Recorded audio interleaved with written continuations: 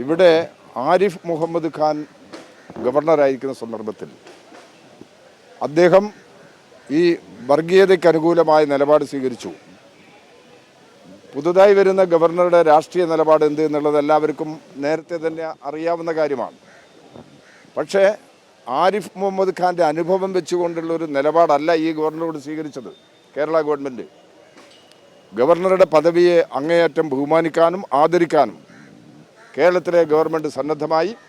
അതിനനുസൃതമായ നിലപാടാണ് രാജ്ഭവനുമായി ബന്ധപ്പെട്ടുകൊണ്ട് നടത്തുന്നത്. രാജ്ഭവൻ എന്നത് ഭരണഘടനാ സ്ഥാപനമാണ്. അതിൻ്റെ അധിപനായി നിൽക്കുന്ന ഗവർണർ അദ്ദേഹം ഭരണഘടന പാലിച്ച് പ്രവർത്തിക്കേണ്ടതാണ്.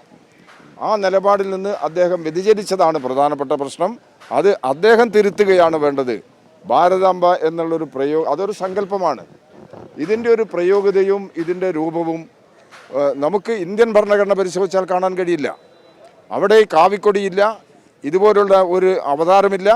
അങ്ങനെയുള്ളൊരു ഭരണഘടനയാണ് ഇന്ത്യൻ ഭരണഘടന.